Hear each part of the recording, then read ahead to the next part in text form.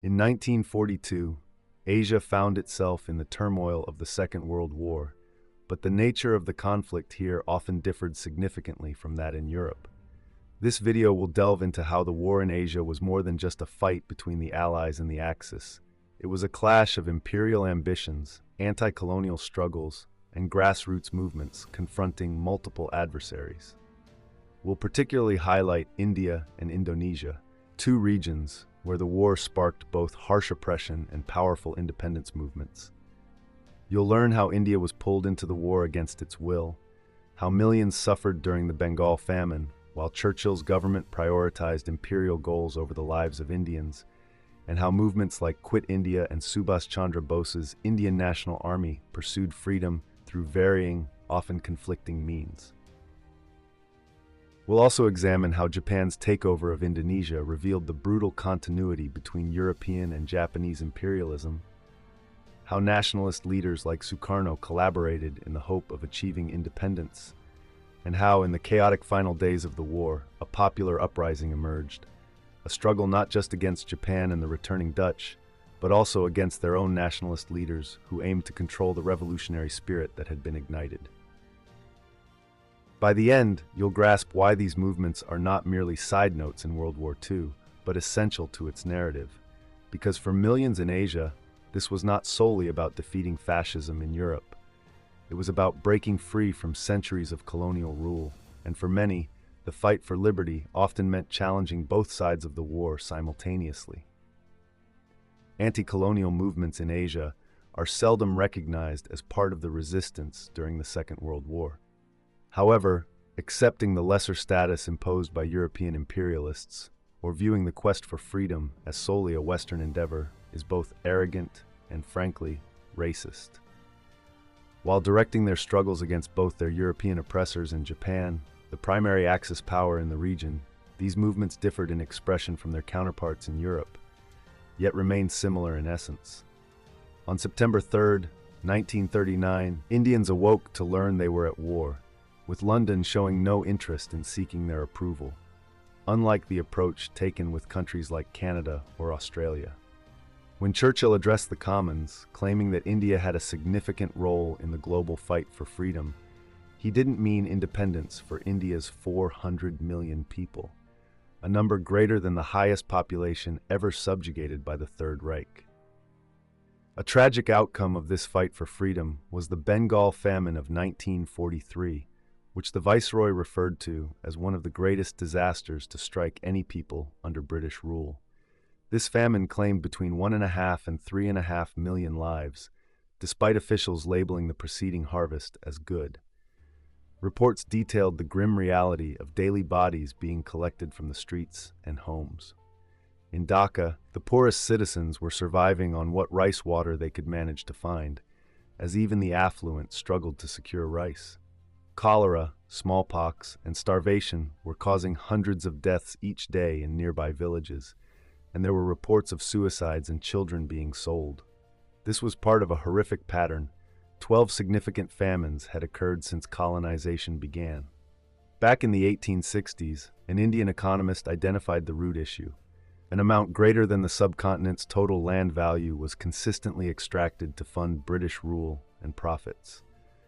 Additionally, India was forced to cover the costs of Britain's military ventures in Asia, such as the two Afghan wars of the late 19th century. The famine of 1943 was directly linked to India's participation in the Second World War, as the number of soldiers stationed there soared to 11 times the usual count, all at India's expense. A full year before the disaster struck, officials had warned London of the potential fallout. They cautioned that financing the troops would require a drastic increase in the money supply, leading to inflation, which could prompt people to hoard goods and risk famine and riots. This warning proved accurate when the price of rice surged tenfold between May and October of 1943.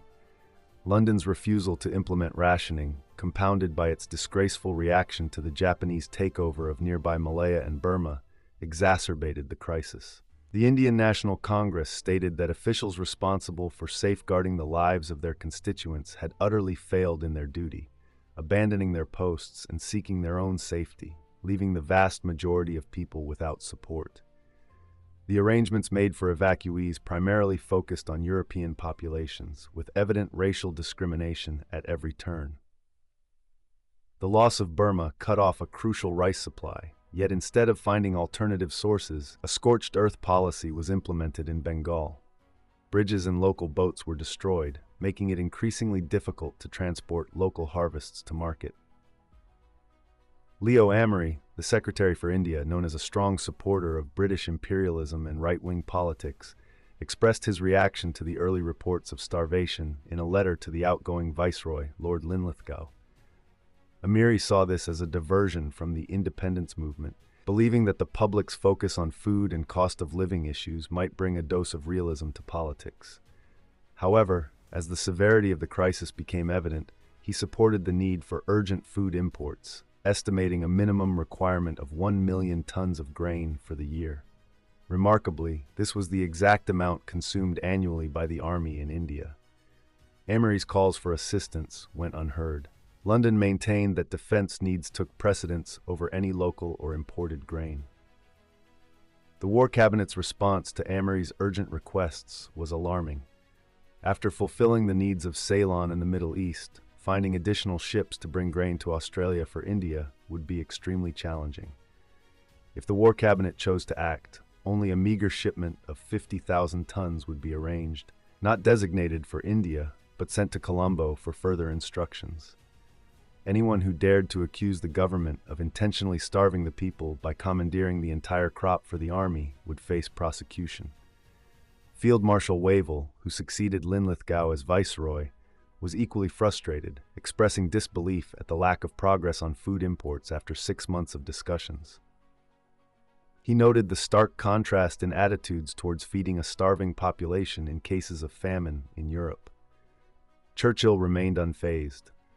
British rule would eventually be viewed as a golden age, and sending food was regarded as appeasement toward the Congress Party. The official records indicate that the Canadian Prime Minister had 100,000 tons of grain ready to be shipped to India, but a strong personal plea from Churchill prevented its dispatch. When the British military commander in Southeast Asia offered to allocate 10% of his shipping capacity to assist Bengal, Churchill reduced that allocation by the same amount. Ultimately, no assistance would come from Britain, as Churchill believed that sending ships to India could impact food imports to Britain. This mindset reflected a deep-rooted racism. Amery suggested that India required an increasing infusion of stronger Nordic blood, through settlement or intermarriage, to foster a more assertive native leadership. However, Emery's prejudices paled in comparison to those of the Prime Minister, who openly stated his disdain for Indians, describing them as breeding like rabbits and declaring, "I hate Indians. They are a beastly people with a beastly religion." Amery confronted Churchill, accusing him of holding a Hitler-like attitude. The imperialist war was devastating for India and bore no relation to the publicly proclaimed humanitarian intentions. In the words of Jawaharlal Nehru, a prominent figure in the Indian National Congress, London was merely defending the British Empire. Churchill would have agreed, asserting, "I have not become the King's First Minister in order to preside over the liquidation of the British Empire."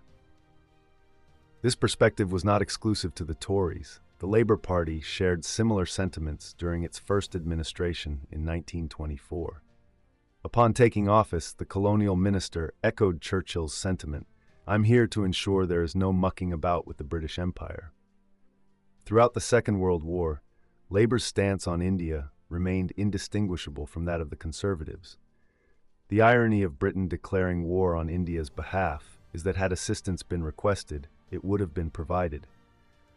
Politicians like Nehru had a history of anti-fascism that outstripped that of the British government. While London sought to appease during the 1930s, Nehru had shown support for Spain's international brigades, Czechoslovakia, and China facing Japanese aggression. Despite Britain's overbearing actions, he continued to be a leading voice for the anti-fascist cause within the Indian National Congress. As a result, it decided not to exploit Britain's challenges. In a clash between democracy and freedom on one side, and fascism and aggression on the other, we naturally align with democracy. Unfortunately, the last thing London wanted was the cooperation of an independence movement. Instead, under the guise of the Second World War, it implemented the Defense of India Ordinance, which curtailed civil liberties and targeted the Congress. Not everyone aligned with Nehru's perspective, though. There were collaborators like Sir Ramaswamy Mudaliar, who took pride in his efforts to foster loyalty to Britain. He received an invitation to the British War Cabinet, although he was, of course, excluded from discussions about India. Interestingly, the Indian Communist Party was on the same side, despite being illegal until 1939. It was the only party advocating that British victory was something all citizens should be concerned about. On the other end of the spectrum was Subhas Bose, whose Indian National Army fought alongside Japanese forces. In between these extremes were the Congress and the Muslim League, whose rivalry was fueled by a classic imperial strategy of divide and rule. The British Raj had intentionally inflamed communal tensions between the Hindu majority and the Muslim minority of 90 million. Nonetheless, both organizations viewed the war as a chance to gain concessions from their colonial rulers, even though their objectives were vastly different. The Muslim League aimed to gain British support for the eventual establishment of Pakistan, distancing itself from Congress's calls for a unified, independent India. Meanwhile, the Congress Party, as the largest anti-colonial entity, brought together various social groups under its nationalist program. It was less communal than the Muslim League, and its wartime president was a Muslim seeking freedom in the short term. Congress grasped the complexity of the Second World War, and in 1941 passed a resolution showing solidarity with those facing aggression and fighting for their freedom against the Axis, while also asserting that a subject, India, could not provide voluntary or willing support to an imperialism that resembled fascist authoritarianism. In 1942, Churchill sent Sir Stafford Cripps to address a public relations issue. The U.S. Senate Foreign Relations Committee was pressing for Indian autonomy, warning that without it, the United States would merely be fighting to uphold the British Empire, with Indians suffering just to prolong British control. On March 10th, Roosevelt reached out to Churchill with a proposal for Indian self-government, aligned with the democratic values embraced by those combating Nazism. He even noted in a private message, "Please don't involve me in this." To placate the U.S., Cripps headed to India the very next day. Churchill viewed the discussions on autonomy as a necessary approach to demonstrate their sincerity. He believed that if Indian parties rejected it, the world would see their genuine intentions. However, when it appeared that Cripps's plan for Dominion status might be accepted, Churchill instructed him to revise the terms to ensure failure. The Indian National Congress found itself in a state of indecision. Leader Mahatma Gandhi suggested a campaign of nonviolent resistance for immediate independence. A meeting within the Congress's working committee illustrated the tensions. Nehru argued that accepting Gandhi's approach would make them complicit with imperialist powers. Achyut Patwardhan criticized the British government for its reckless behavior, while Vallabhbhai Patel reflected on the repeated insults they faced and expressed support for Gandhi's proposal. Gandhi ultimately prevailed, and his Quit India resolution was adopted on the 8th of August, still indicating support for Britain in a genuine fight for democracy and human rights. A free India, he stated, would contribute its resources to the cause against Nazism, fascism, and imperialism, and would establish a provisional government to ally with the United Nations upon independence. The Allies shared in the challenges and hardships of their united quest for freedom. India's liberation should symbolize and pave the way for the freedom of all other Asian nations under foreign control. Countries like Burma, Malaya, Indochina, the Dutch Indies, Iran, and Iraq also deserve complete independence. The push for the Quit India resolution was not meant to provoke. It aimed to be nonviolent on the largest scale possible, allowing the nation to harness all the nonviolent strength built over the past 22 years of peaceful struggle, with nonviolence at its core. Gandhi, the advocate of ahimsa, was given the leadership of this initiative. Understanding the delicate role of the Mahatma is crucial. Gandhi's progressive nationalism united a broad range of social classes toward the common aim of independence. He balanced the interests of peasants and the middle class, wealthy industrialists and workers. Mobilizing the vast numbers of impoverished Indians was necessary to pressure Britain, but it risked inciting social radicalism that could threaten the interests of wealthier compatriots and disrupt Congress unity. Gandhi navigated this challenge with a strategy based on his own self-sacrifice and mass satyagraha, or non-violent civil disobedience, such as fasting to protest. With his personal presence at the forefront, he could inspire popular action, but retract it when militancy began to rise. For instance, during the campaign against the oppressive Rowlatt Act in 1919, when the mass protests he had encouraged were met with violence, Gandhi urged the crowd to disperse, reprimanding them and threatening to take personal action against them if they did not comply. Although emphasizing a leader's spiritual and moral integrity was uncommon, Gandhism exemplified a reformist nationalism that embraced mass activism while shying away from class conflict and revolution. While opposing imperialist war, he hesitated to endorse a people's war. That was the spirit Gandhi brought to the Quit India movement. When the policy was adopted, he stated that the actual struggle would not begin at that moment. Instead, he would wait upon the viceroy and plead with him, indicating the process could take a couple of weeks. The British had different plans and detained the entire Congress leadership the next morning. Nehru found himself imprisoned for a staggering 1,040 days. When violent protests erupted to demand their release, Gandhi took a step back. From his prison cell, he criticized the sad happenings, referring to the calamity and deplorable destruction brought about by people wild with rage to the point of losing self-control. Yet, it was him who appeared to be losing control. Caution was fading as a people's resistance movement for democracy and freedom began to take shape. This initial wave emerged in urban centers, with strikes erupting in Mumbai, Calcutta, and Delhi. By August 12th, only 19 of Mumbai's 63 mills were operational. Workers at Tata Steel's massive Jamshedpur plant announced they would not return to work until a national government was established, while a 3-month textile strike in Ahmedabad earned it the title the Stalingrad of India. The middle classes and students also became key players. In Patna, crowds faced machine gun fire from the air after taking over the city. That marked the first of 6 times the RAF was deployed in such a manner. This intense repression was coupled with arguments from the Indian Communist Party, which, similar to the situation in Britain, urged maximum production to support Russia. Together, they managed to restore order in major towns. By late August, the second phase emerged, characterized by a genuine peasant rebellion. The struggle extended beyond mere independence, as local evidence reveals. In Satara, a parallel government operated until 1946, publishing a bi-weekly newspaper, establishing schools, redistributing land, imposing fines on moneylenders, and maintaining a standing army. In September 1942, 2,500 people in Medinipur district gathered to prevent rice from being shipped out by mill owners. When police killed 3 demonstrators, another parallel government was formed, complete with departments for defense, finance, judiciary, and education. Grain exports were banned, fixed pricing was established for merchants, and some supplies were seized and distributed among the people.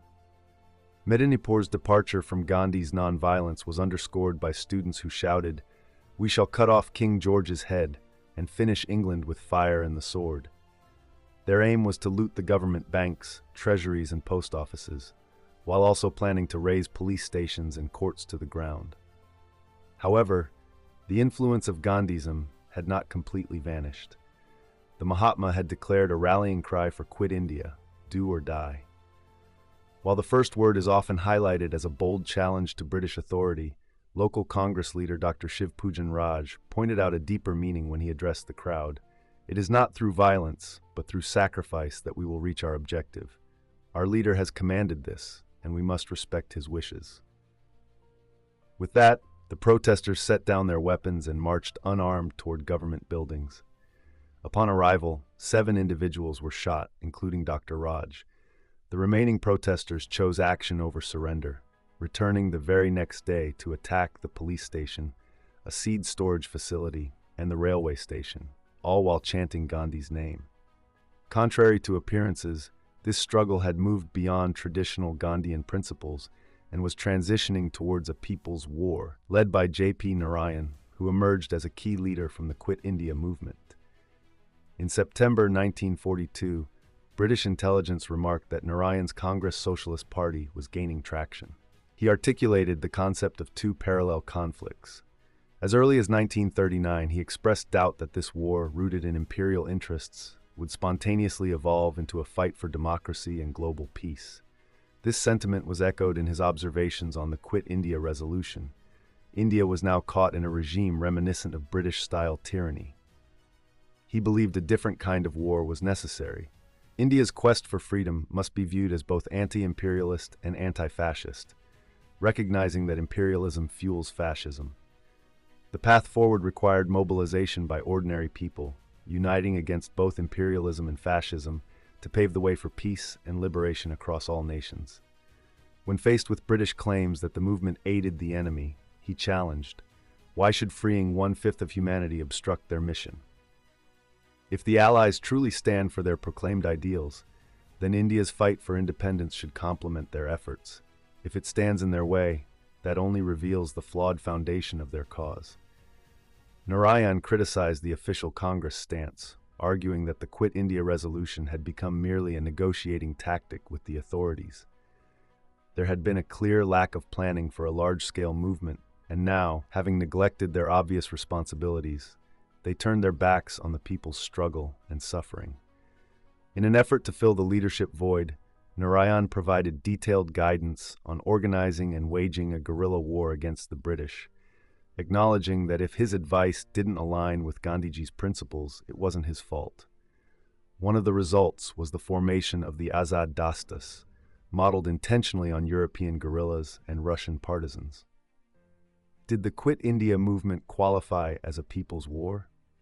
Colonial authorities noted that major industrial players like the Tata and Birla empires supported Quit India to the extent of paying workers to strike, sometimes for months. However, British officials suspected that amidst the threat of Japanese invasion, Indian capitalists were simply investing in a war risk insurance policy. Their thinking was that if they won, they could expect gratitude and the preservation of their factories. Conversely, if the British emerged victorious, they stood to lose nothing. This strategy evidently worked. One journalist remarked on the puzzling connections between prominent financial figures with Congress ties and war contracts from the Supply Department in Delhi. More crucially, as many writers have highlighted, Quit India received notable backing from the poor and labor classes, who were hit hardest by wartime inflation and food shortages. In Patna, an eyewitness recounted the radical changes that unfolded. Following an incident where a student procession was fired upon, all symbols of British rule vanished from the city. No rickshaws or horse-drawn carriages operated. The students lost their position as leaders. Authority shifted to rickshaw pullers, ekka drivers, and others whose political awareness ended at recognizing the British as their adversaries. Quit India represented a genuine conflict. By late August 1942, Viceroy Linlithgow communicated to Churchill that he was dealing with the most serious rebellion since 1857, one that they had kept hidden from the world for military reasons. He warned that if they mishandled the situation, it could irreparably damage India as a base for future Allied efforts. The statistics supported his claim. In just 1 week, there were attacks on 250 railway stations and 150 police stations, alongside the derailment of 59 trains. After a year, 945 post offices were destroyed and 664 bombs were set off. The British authorities sent in a large force, including armed police and 30,000 troops organized into 112 battalions. They opened fire 538 times, with over 100 instances in Mumbai alone. The methods they used were appalling. A high-ranking official in the central provinces bragged at a club that he had taken great pleasure in personally shooting down 24 people. In the village of Chimur, all adult men were arrested, and afterwards, the soldiers committed acts of violence against the women, leaving no one safe, including pregnant women and young girls. In total, nearly 100,000 people were arrested, with estimates of 4,000 to 10,000 killed. This was war, but it was heavily lopsided. While India suffered tremendous casualties, just 11 soldiers and 63 policemen lost their lives. Subhas Chandra Bose noted this significant power imbalance. Bose, a key advocate for independence and twice elected Congress president, endured 11 periods of imprisonment. His initial reaction to the Second World War mirrored that of Narayan's. He saw no reason to back either side in the conflict, as both were imperialists defending their colonies. In 1940, he organized a massive rally demanding an immediate struggle for independence, urging Gandhi to step forward and lead a campaign of nonviolent resistance, arguing that it was time for India to actively participate in the war. His call resonated. Historians have suggested that one reason Gandhi initiated the Quit India movement was to prevent the dangers he foresaw from the growing influence of revolutionary ideas, serving as a safety valve for youthful energy. After yet another imprisonment, Bose began to question the ability of his countrymen to achieve freedom on their own, stating that freedom could not come without the use of arms. He affirmed the necessity of confronting the enemy with modern tactics and weaponry. He further acknowledged that ideally, self-sufficiency would be the best path for India, yet recognized that every successful freedom movement in history has sought assistance from abroad. The question remained, from whom could such help be secured? Bose wasn't particular. He escaped custody and made his way to Moscow. When his requests for Soviet support against the British went unanswered, he traveled to Berlin, claiming that the Axis powers were the best friends we have in the world today. Hitler seemed an unlikely ally. Bose had been outraged by Hitler's 1935 address in which he stated that whites were destined to rule over blacks, and the Führer even expressed regret over Japan's victories, stating that it led to the loss of a whole continent, lamenting that the white race is the loser.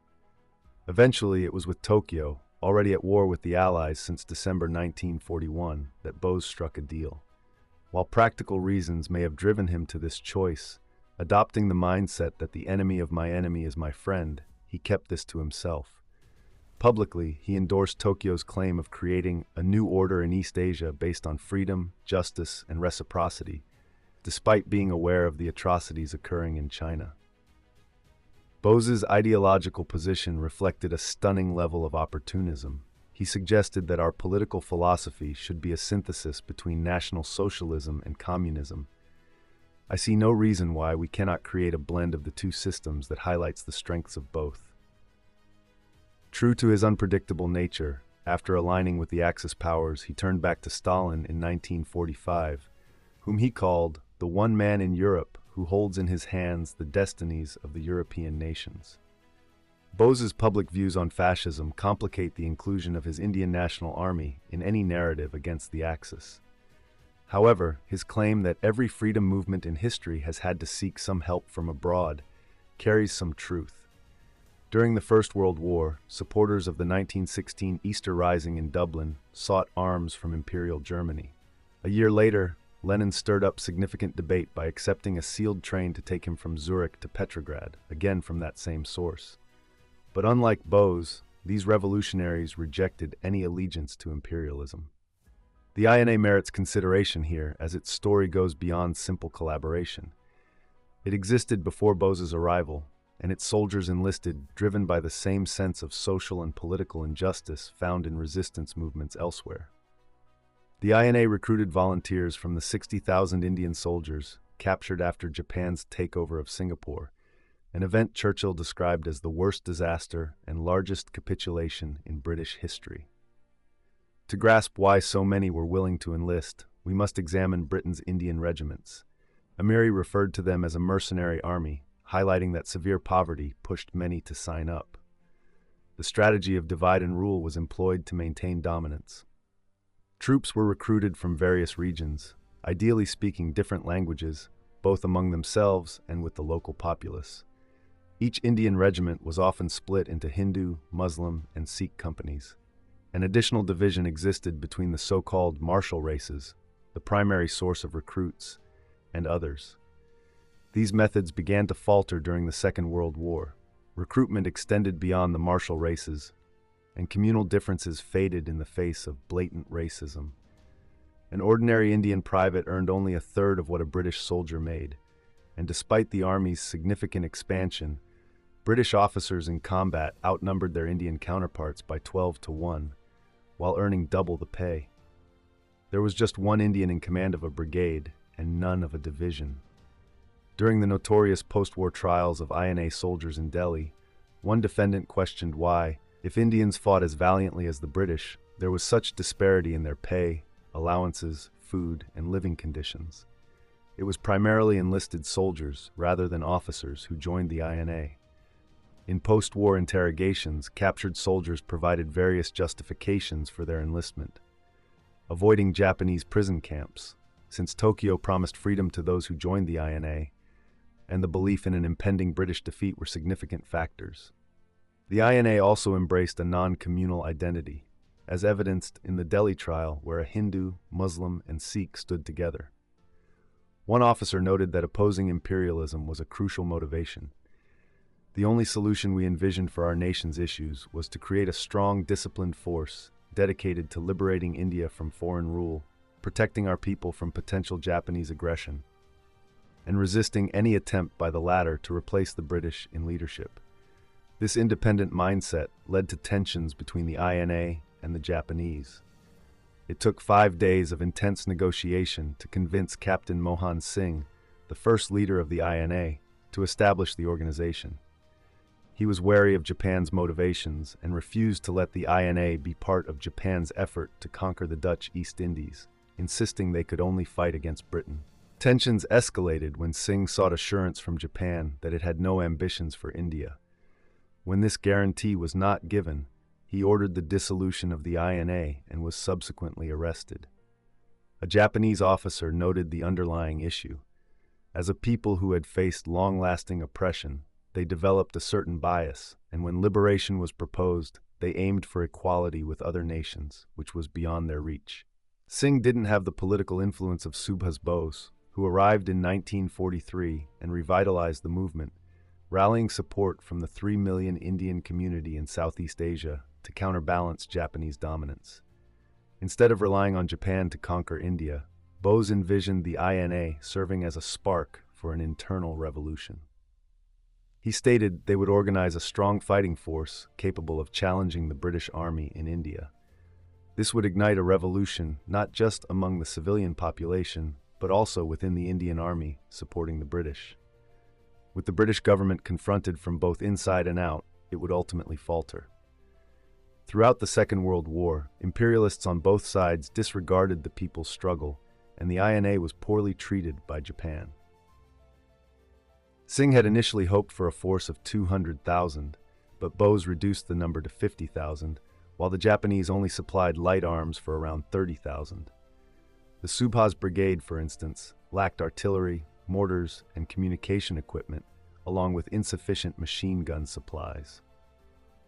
Bose sought to lead the assault on the Raj, insisting that the first blood shed on Indian soil should be that of an INA soldier. However, one officer described this supposed frontline role during the attack at Imphal as primarily involving tasks like road making, repairing bridges, putting out jungle fires, and transporting supplies for Japanese troops. There were just 8,000 INA soldiers deployed, compared to 230,000 Japanese troops. When the Japanese advance faltered, the INA soldiers were abandoned and left to face starvation, with 6,000 either captured or surrendering to the British. By the end of the Second World War, it seemed that the people's struggle had failed, but this was misleading. The magnitude of the Quit India campaign in 1942 made Britain realize that freedom for the colony was unavoidable. The Viceroy even suggested to Churchill that it would be wise to start negotiations before the war's end led to unrest and the release of prisoners.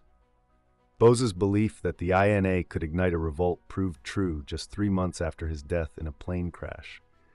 Protests against the INA trial transcended communal divides, with supporters from various groups in places like Calcutta joining together in massive demonstrations that authorities struggled to control. As Sarkar points out, the INA might not have been significant in military terms, but we shouldn't overlook its impact on the patriotic spirit. Its formation likely contributed to the wave of discontent within the British Indian Army during the winter of 1945 to 1946, leading to the major Bombay naval strike in February 1946, which was arguably a key reason for the British decision to withdraw swiftly. In Europe and America, the wars largely ran parallel since they were fighting the same enemy, albeit for different reasons. However, the idea of parallel wars falls apart regarding India. There was a people's struggle and an imperial war, both clashing from the outset. Yet the upheaval in the subcontinent was equally influenced by the Second World War, deserving to be viewed through that lens. While the imperialists publicly resolved their differences on Victory over Japan Day in August 1945, the fight for Indonesia, especially Java, shows that the Second World War did not truly end on that day. Conflict continued, but this time it was not just Japan against the Allies. Rather, both sides were fighting against the people. Indonesians had strong reasons to seek freedom. The Netherlands had long taken advantage of the rich natural resources of coffee and sugar from a country that was 60 times larger and 7 times more populous. The entire economy of Java was reshaped to prioritize cash crops over rice production. This shift during the 19th century resulted in famines and outbreaks of disease, yet Holland's dependence on colonial income led authorities to respond not with regret, but by sharply increasing land taxes. By the 20th century, Javanese villages were handing over a quarter of their earnings to the colonial government, contributing to Indonesia's total income exceeding that of Holland by 30%.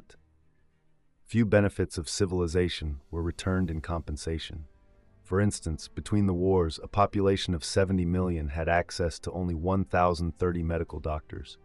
Moreover, only 1 in 7 million Indonesians completed secondary education. Profits that did flow back to Indonesia primarily funded the Dutch army to uphold a regime in which supporting a strike could result in a 5-year prison sentence. Despite this backdrop, a people's war took time to emerge in Indonesia. Unlike other places where passionate individuals or organizations sparked change, Indonesia lacked such leadership. This was partly a result of colonial influence. Nationalism, a European concept, was encountered by the small number of educated Indonesians, primarily from the privileged elite who were under Dutch rule. Geography posed another challenge. This vast archipelago was home to over 200 distinct ethnic groups, from the fervently Muslim Acehnese in northern Sumatra to the Catholic communities in Flores and Timor, as well as the Hindu Balinese and various animist tribes in Kalimantan and New Guinea, not to mention newer immigrant groups like the Chinese in western Kalimantan and Europeans in Java's cities. Consequently, nationalism struggled to gain traction and faced competition from other ideologies. After World War I, Sarekat Islam tapped into the Muslim sentiments of many, seeing its membership soar from 800,000 in 1916 to 2 million by 1919. However, by the mid-1920s, it was overshadowed by the Indonesian Communist Party, which was the first of its kind in Asia. However, the PKI faced a swift downturn after failed uprisings in Java and Sumatra in 1926 and 1927, during which the Dutch detained 13,000 communists and executed several. It was only after the elimination of its main competitor that Indonesian nationalism began to gain some momentum. Until that point, its leader, Sukarno, had been hesitant to reach out to the masses, fearing their radicalism might lead to support for communism, which he opposed, stating, "We nationalists focus on the national struggle." With the communists sidelined, it became easier to foster unity across different social classes. Are we hostile to every prosperous Indonesian? Not at all. Do our principles mean we emphasize class struggle? Not in the slightest. While Sukarno's speeches drew large crowds, organized nationalism was still largely the domain of a small elite. This facilitated Dutch repression. Despite the bravery of individual leaders, their collective fragility made them reliant on outside support. Educated figures like Mohammed Hatta and Sultan Shahrir looked towards the Dutch social democratic left for national salvation. In contrast, from as early as 1928, Sukarno was looking eastward, predicting a significant conflict in the Pacific among the imperial powers of America, Japan, and England, who would compete for resources and control. He hoped that this would lead to hostility between one Asian people and, for example, English imperialism, and that such an Asian nation would receive assistance from others in the region. When World War II commenced, Hatta and Jahrir, similar to India's Congress Party, offered to support the Allies in exchange for steps toward autonomy, but no concessions were made. One nationalist leader remarked that the Dutch were practicing exactly the kind of totalitarianism they criticize. This stance played into Tokyo's rapid conquest of Southeast Asia, achieved with notable speed and minimal military presence. Java fell to the 16th Army in just 8 days in March 1942. In a way that underscored Sukarno's predictions, there was widespread celebration. One Japanese admiral experienced a frantic atmosphere of welcome that dominated the entire region of the East Indies. Further justification for Sukarno arose when Japan declared its Greater East Asia Co-Prosperity Sphere, claiming that its peoples would experience prosperity through mutual support and collaboration, ultimately fostering global peace and prosperity. After discussions with Japanese officials, Sukarno declared that Indonesia's independence could only be attained through cooperation with Japan. He quickly began rallying his supporters with the slogan, "We will wipe out America and liquidate England." However, the notion of co-prosperity proved to be as empty as the Allies' Atlantic Charter. The new rulers treated the occupied territories with the same mix of disdain and greed that had characterized Dutch rule. On the day the commander of the 16th Army stated that the primary goal of military administration was to allow these obedient subjects to experience true imperial favor, another spokesperson bluntly remarked that Indonesians had been lazy laborers for the Dutch, and now they needed to become diligent workers for Japan and Asia. Japan sought to achieve this through what one writer described as exploitation and persuasion. The exploitation focused on rice, textiles, and labor. Much like the Nazis in Europe, Japanese forces maintained their occupation through plunder. Lacking the manpower to manage local administration, they enlisted the same local elites used by the Dutch. In Java, these elites assisted the Japanese in extracting up to 40% of the small farmer's crop and 70% from wealthier farmers. As cash was exchanged for rice, large landowners reaped big profits, leading to rampant hoarding. The consequences for prices and those without land were devastating. Mismanagement resulted in thousands of tons of food going to waste or being consumed by rats. Soon, the ratio of deaths to births soared to unprecedented levels. Cloth became so scarce that in some areas women could not venture outside, and farmers worked the fields completely naked. The Japanese implemented a forced labor system called Romusha, and by the end of the war, the entire mobilizable workforce of 10 million in Java had participated in some form of it. According to one historian, the recruitment of Romusha involved unimaginable and even immoral tricks. Townspeople gathered, believing they were to receive special food or clothing distributions. With sharp words, the military personnel packed them onto prep trucks and transported them to ports where ships were waiting. The workers were then sent off to the battlefields of New Guinea, to the Andamans and Nicobars, to Burma as laborers. They left with no knowledge of when they might return home and had no chance to say goodbye. The mistreatment of workers was so severe that the Japanese had to start a "Don't Hit the Natives" campaign among their own ranks. Laborers received only 40 to 60% of a Japanese soldier's food ration. While most were employed locally, of the hundreds of thousands sent abroad, a significant number, possibly around half, never made it back. Japan's treatment of those opposed to them was sometimes even harsher than that of its Axis allies. In fact, 27% of those in their POW camps died, compared to only 4% in German or Italian camps, while many Javanese were executed without trial. Despite these horrors, persuasion could still prevail. Initially, the plan was to ensure that native inhabitants shall be guided to foster a sense of trust in the imperial forces, and the early encouragement of native independence movements will be avoided. However, Japan changed its approach as its military situation worsened, seeking an alliance with the nationalists, most of whom were eager to cooperate. Compliant nationalist leaders propelled 3 successive Japanese campaigns to galvanize Indonesians for the war effort. For instance, Sukarno spoke to 100,000 people at the launch of one such campaign. The event began with a bow towards the Emperor's Palace in Tokyo and concluded with 3 cheers of Banzai. In his speech, Sukarno described the Japanese as elder brothers and urged the Indonesian people to follow the advice of the elder brothers. We trust Dai Nippon. He even registered himself as a laborer to motivate others. After the war, he admitted he was aware of the tragic fate that awaited those who he encouraged. In fact, it was I, Sukarno, who sent them to work. Yes, it was I. I shipped them to their deaths. It was horrible, hopeless, and it was I who gave them to the Japanese. Sounds terrible, doesn't it? Why did Sukarno join forces with the Japanese if, as some supporters claim, he was never their puppet and never put Indonesian independence second to Japanese goals?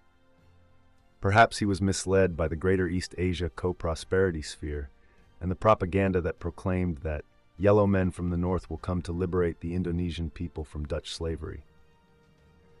Yet, Tokyo's true plan remained unchanged: to have the 50 million people of Java endure shortages while providing food and collaborating with the military administration, all under the promise of independence once they had completed their preparatory education for the post-war era. No such educational requirements were placed on Vietnam, Cambodia, Laos, the Philippines, or Burma, which were granted nominal independence. Sukarno expressed his frustration with this disparity, saying, "We can't understand what wrong we've committed to face such an insult." The pain was personal too, as he endured beatings from a drunken Japanese officer who claimed not to recognize him. The true issue lay in the submissive mindset of Indonesian nationalists compared to the bolder approach taken by their counterparts in other nations, which left Indonesia trailing in the race for limited independence. Experience taught that progress wasn't achieved by bowing to imperialism. Initially, the Japanese were unsure of how they'd be received and even dropped Indonesian flags from planes. But once they felt secure, they prohibited national symbols, banned political parties, and silenced political discourse. It wasn't until they sensed a threat to their control that they allowed the flag and the term Indonesia to resurface. Sukarno's sycophantic behavior, much like that of nationalist movements elsewhere, mirrored a desire to rely on an imperial power for independence. Unlike Sukarno, Hatta and Sharir were less enamored with Japan, disapproving of its militarism. The two leaders reached a clever agreement on how to divide their tasks. Hatta would collaborate with Sukarno, taking advantage of any opportunities that came from his connections. In contrast, Sharir would maintain a distance, ensuring that a leader was available for the Allies if Japan faced defeat. Neither proposed an alternative beyond depending on one of the competing imperial powers. With the communists suppressed, there were no other options available. As a result, Indonesia lacked a significant resistance movement or underground networks focused on sabotage, espionage, or subversion. The sole noteworthy attempt at forming a serious resistance against Japanese occupation came from Amir Sharifuddin, who led the most left-leaning of the pre-war legal parties. He accepted funding from Holland to organize a campaign, but it was unlikely any effort that seemed to support the Dutch would take root, and his group was quickly infiltrated and dismantled by the occupying secret police. Apart from this, there were just 3 small organized groups on Java, serving mainly as discussion forums for students in law and medicine, and representing a very narrow, privileged segment of society. There were isolated instances of resistance, such as from peasants in Aceh and an Islamic movement in South Kalimantan, but none of these efforts seriously challenged Japanese control, all facing severe repercussions. The choices made by figures like Sukarno and Hatta to align with Japanese imperialism stemmed not just from the challenges of resisting, but from deliberate political decisions.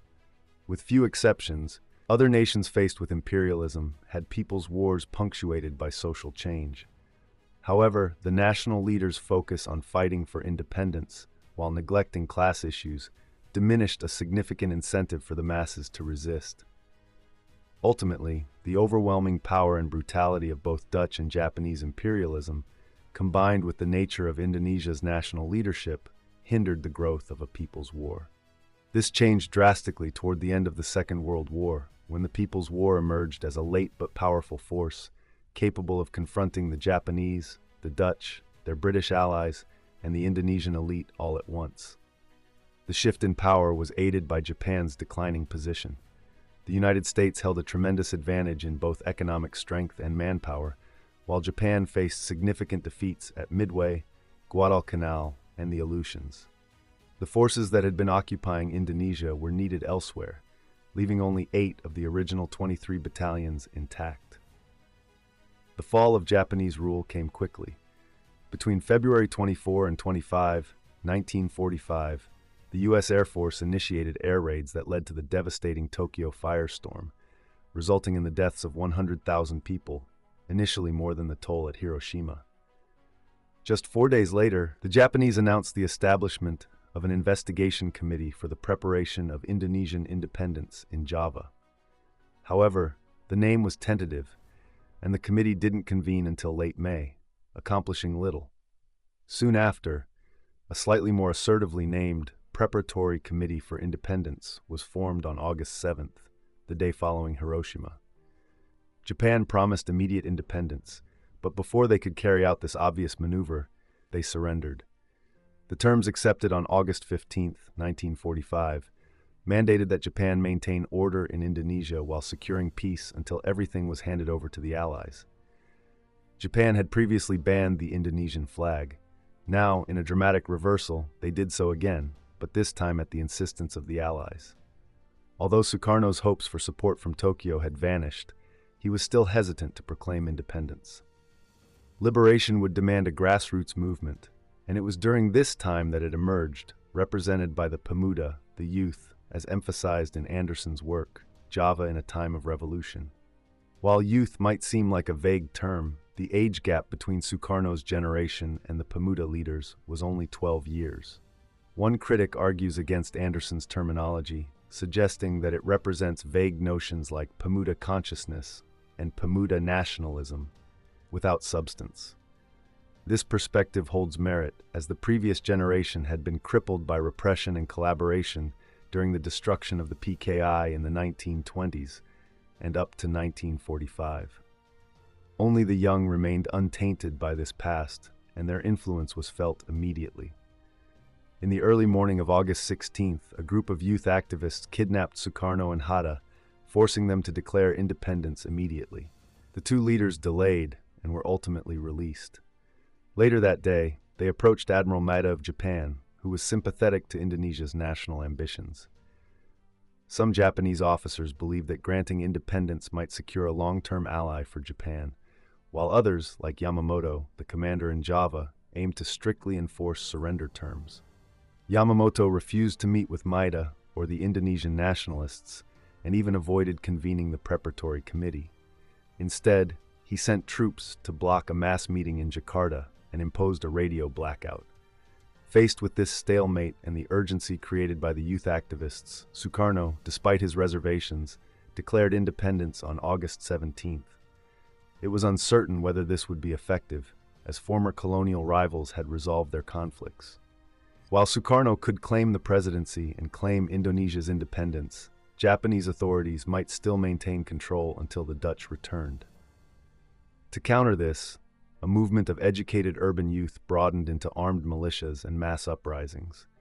This gave birth to a people's war targeting a troubling coalition of British, Dutch, and Japanese forces, as well as local officials and individuals who had profited from the occupation. Tensions also arose between the youth and the very government they helped establish. At the national level, representatives from the youth made up just 1/6 of the 135 invited to form the new Central Indonesian National Committee, while the majority were professional men appointed during the Japanese occupation. Locally, Sukarno insisted that the Indonesian administrators, who had loyally served both the Dutch and Japanese, must not be undervalued, but should be accorded the proper respect they deserved. International relations became another contentious issue. Sukarno and Hatta's closeness to the Japanese put them at a disadvantage with the Allies. In contrast, Shahrir maintained his distance, allowing him to credibly call for the complete removal of any remaining imperialist influence in his pamphlet, Our Struggle. The new republic needs to begin by cleansing itself of the remnants of Japanese fascism and addressing the beliefs of those still swayed by Japanese propaganda. Anyone who has compromised their integrity for the Japanese fascists must be removed from our revolutionary leadership and viewed as fascists themselves. This resonated with the Pemuda, leading them to urge Sukarno in November 1945 to shift from a presidential role to a purely ceremonial one, while bringing Shahryar to the forefront as prime minister. Our movement denounced the Japanese but aligned itself with the other victors of the Second World War. As long as capitalism governs our reality, we must navigate carefully to avoid antagonizing it. Indonesia finds itself under the shadow of Anglo-Saxon capitalism and imperialism. Thus, the country's future is intrinsically linked to the fate of these forces. Indonesia's ambitions synchronize with the interests of the United States, a statement made at a critical moment when Anglo-Saxon imperialism was invading to facilitate the Dutch's return, while Shahryar was negotiating terms acknowledging claims of foreign nationals regarding their rights and properties. In contrast, Tan Malaka, the former PKI leader who had long been in exile, offered a distinct alternative through his movement, the Union of Resistance. He rejected both sides in the imperialist divide, declaring that negotiations would not occur until complete freedom was achieved and the enemy was fully expelled from our territory. He questioned the rationale behind waiting for freedom to take decisive actions against the imperialist thief, proposing instead to engage the people in an assertive social and military program that called for the seizure of factories and agricultural estates before total freedom was realized, arguing that once under the control of the masses, they would be prepared to fiercely defend against any returning adversary. The contrast between Shahryar and Tan Malaka lay in their views of the Second World War.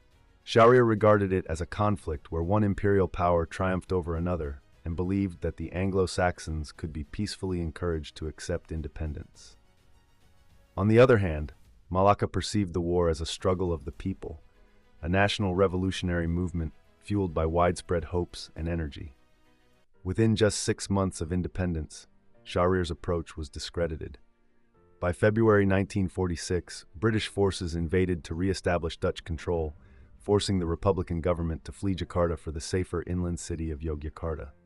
Meanwhile, Malaka's movement had grown significantly, with demonstrations stretching 8 kilometers in the new capital. Shahryar's government, isolated and unpopular, resigned, and it seemed like the People's War would become official policy. However, this was not meant to be. Although the mass movement was substantial, it was still newly formed and lacked the organizational strength that seasoned Communist Party members provided to resistance movements elsewhere. Sukarno recognized that the movement was too diverse to seize power effectively, and anticipating its fragile coalition would break apart, he reappointed Shahryar as prime minister. Tan Malaka was arrested on fabricated charges, leading to the rapid decline of the movement. While the People's War appeared capable of establishing an independent state, it struggled to maintain control. Nonetheless, the Pemuda continued their fight at the community level, viewing independence as a cause beyond the realm of national leaders. One aspect of this grassroots action was the emergence of what were known as social revolutions.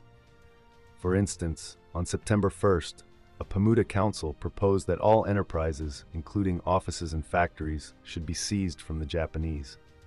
Over the following weeks, workers in Jakarta's radio and tram sectors seized control of their workplaces. The takeover in the railway system was so comprehensive that by October, it was declared that all railway stations in Java were no longer under Japanese control, and no Japanese soldiers could access them. In Semarang, Pemuda took over civil buildings while workers captured local plantations and factories. Additionally, oil refinery workers in Surabaya took the lead in fostering self-organization in that significant port area. Lucas's exploration of social revolution in Pemalang reveals the unfolding events in rural areas. The movement emerged from frustration with village leaders who implemented Japan's occupation policies. Groups like the Movement of the Arab Youth of Indonesia, the Chinese Youth Irregulars, Hizbullah, and the largest, the Indonesian Youth Generation, emerged. A member of one group noted, Ideology didn't matter. We came together for one purpose: to dismantle the corrupt circles. The activists engaged in various activities, including distributing fabric for free, managing goods, providing security, and organizing community performances. Pemalang faced ongoing rice shortages, leading to retaliation against local officials and hoarders deemed culpable. One method of retaliation involved dom-bringing, where offenders were paraded publicly with rice necklaces, accompanied by noisy clanging. The core of these dom-bring actions was to symbolically expose and shame officials rather than to intimidate or kill them. Yet violence was also present. For instance, an official lost his life due to his involvement in cloth distribution under the Japanese regime, and the properties of others were looted and burned. Control was seized at the local sugar refinery. Lucas notes that the vigor of this grassroots movement resulted in the purging of nearly all officials and collaborators by the end of 1945. However, the broader People's War suffered from its unpredictable start and a lack of established organization, leading to the emergence of new competing elites and ethnic groups. The Central State found the growing success of these social revolutions unappealing. Turning against those who had supported him, Hata denounced what he saw as too much popular sovereignty. Consequently, in December 1945, there were mass arrests by the TKR, the newly formed state army. One jailer explained their approach to repression. People were being taught a lesson. They were lined up in the town square and whipped until they were half dead. Many revolutionaries ended up spending years imprisoned. There was also a third dimension to the People's War activities. This highlighted the complex nature of the Second World War, as it involved facing imperialist powers that were just emerging from their own internal conflicts. Former enemies from both the Allied and Axis sides united to assault Indonesia in waves, beginning with the Japanese, followed by the British, and later the Dutch. Each of these forces will be examined in turn. In the final days of their rule, Tokyo had enlisted local auxiliary troops to help fend off an anticipated Allied invasion. One such group was the PITA, which consisted of 35,000 members in Java and 20,000 in Sumatra. Yet, even during the conflict, it sometimes rebelled against its Japanese commanders, as evidenced by uprisings at Blitar, Kroja, and Jomplan.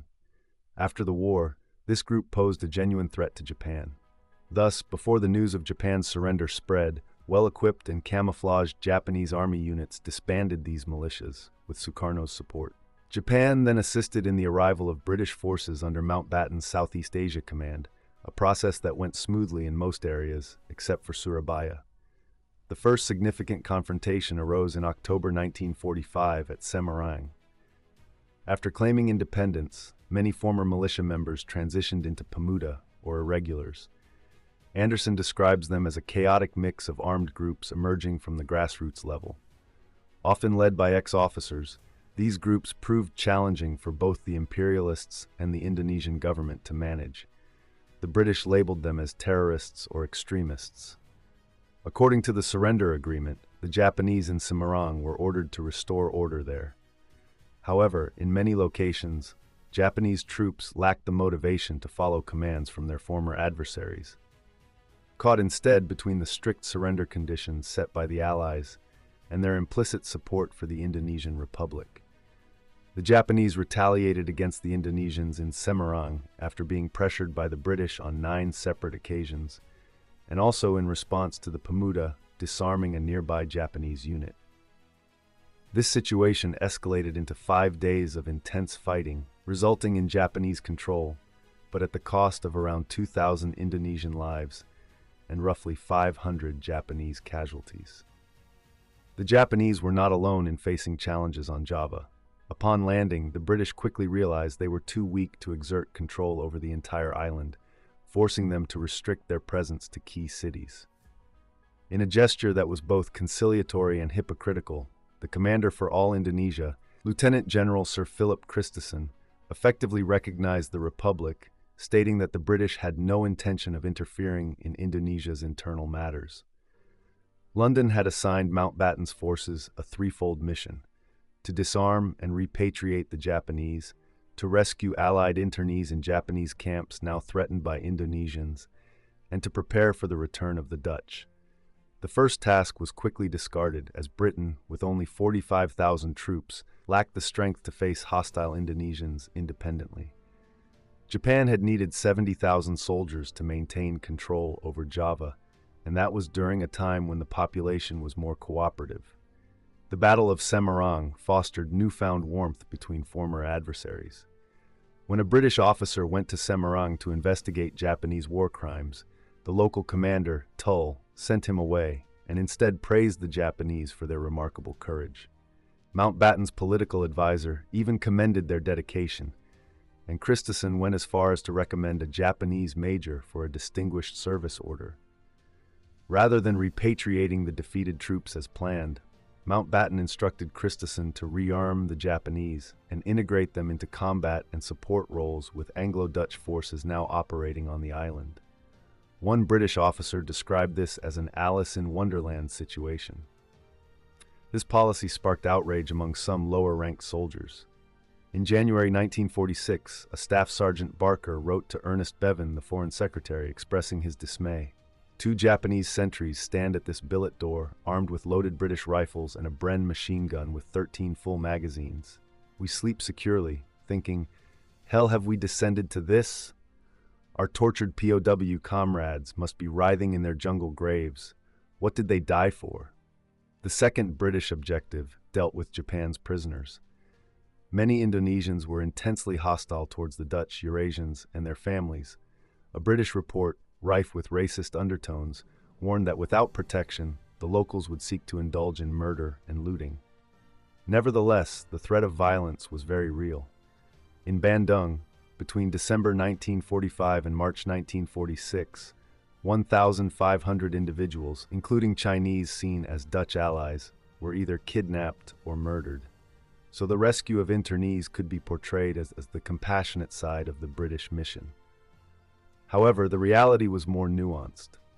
One writer noted that the plan was for very few internees to actually leave Indonesia. The majority were to be gathered in areas where they'd receive medical care, allowing them to eventually return to their pre-war lives in a country where British forces would restore Dutch authority. While violence against innocent civilians was unfortunate, the British presence aimed at reinstating the old order was certainly provocative. A commitment to end colonialism might have alleviated some of the resentment. In late 1945, the question of evacuating internees sparked significant conflict in the struggle for independence. Surabaya was a key transit point for Japan's former prisoners and boasted a strong militant working-class heritage tied to its naval base. When British troops landed on October 25th, they dismissed many signs urging them to remember the Atlantic Charter. As one officer stated, his orders were to secure Surabaya, and anyone not in Allied uniform bearing arms was to be shot. The Pemuda had different plans. They had fortuitously acquired a large cache of Japanese weapons after a Dutch naval officer, dissatisfied with depending on Britain, had flown ahead and coerced the Japanese to surrender their arms, which later fell into Indonesian hands. When Brigadier General Malaby of Britain realized he couldn't disarm the Pemuda, he decided to focus on evacuating the internees instead. The issue of arms was put on hold as British-Indonesian committees were created. However, just the next day, British authorities in Jakarta dropped leaflets warning Indonesians to hand over their weapons within 48 hours or face execution. Witnesses reported that Indonesians responded with a unified sentiment. While they did not see the Allies as enemies, they were prepared to fight. This led to an uprising where around 140,000 Indonesian TKR troops and Pemuda launched an attack against the British 49th Indian Infantry Brigade, which only had about 4,000 soldiers. They might have been overwhelmed if Sukarno hadn't intervened to support the occupying forces and called for a ceasefire. This time, the authority of the Indonesian president was put to the test.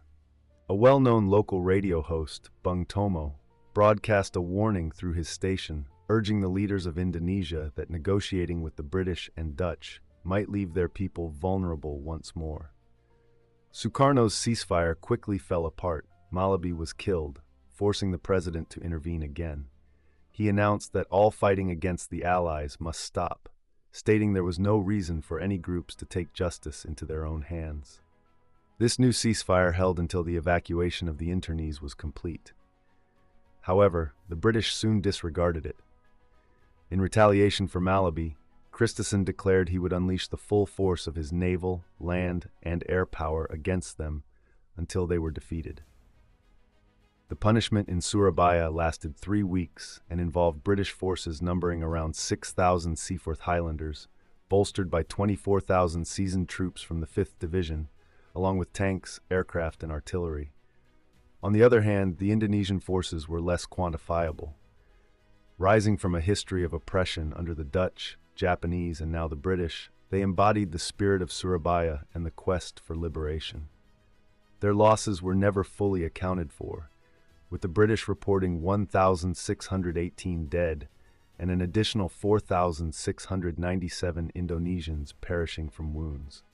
While Britain may have achieved a temporary victory, the struggle at Surabaya paved the way for a future triumph for the people. In another location, Christison ordered the destruction of Bekasi after 20 British troops survived a plane crash, only to be attacked by Indonesians. Air and ground assaults resulted in 200 homes being destroyed and many lives lost. One historian noted that although British rule in Indonesia had taken on a wartime character, captured Indonesians were not treated as prisoners of war, unlike how the British treated the Japanese in Burma. Indonesians taken while resisting were routinely executed. It was events like these that prompted Nehru to observe the alarming similarities between Britain's interventions and the aggressive tactics of fascist Italy and Nazi Germany. By 1946, British forces had suffered around 2,400 casualties, while causing an estimated 31,000 deaths and injuries among the Pemuda. The Dutch, the weakest and last of the imperial powers to intervene, seemingly learned nothing from their own Nazi occupation. A Dutch representative infamously remarked about the Javanese, claiming, "We are their father and mother. They can't manage without us." Whether stemming from arrogance, inherent tendencies, or an aim to prolong British support by inciting unrest, Dutch troops acted outrageously whenever the opportunity arose. One British major noted that they focused on youths and children, with injuries like split heads and broken limbs occurring almost hourly. Gunshot wounds, particularly to the stomach or legs, became so frequent they were considered commonplace. These were the forces the British planned to hand over Indonesia to. Some might argue that calling it a people's war against imperialism is misleading. Was it merely a national war for independence?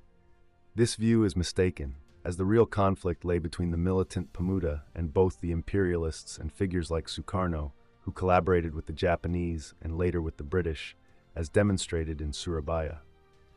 The new Indonesian government's disdain for social revolutions was highlighted by a representative from Sumatra who appealed for foreign intervention against what he termed irresponsible youths. He urged the British commander to deal with them severely, believing that if Allied troops taught them a lesson, his own position would be more secure. The imperialist war that commenced with the invasion of Java in 1942 did not waver in 1945. It concluded only in 1947. Nevertheless, despite the lack of space to elaborate, the combined forces of Japan, Britain, and Holland ultimately failed to suppress the People's War. Following a lengthy struggle, Indonesia secured its independence.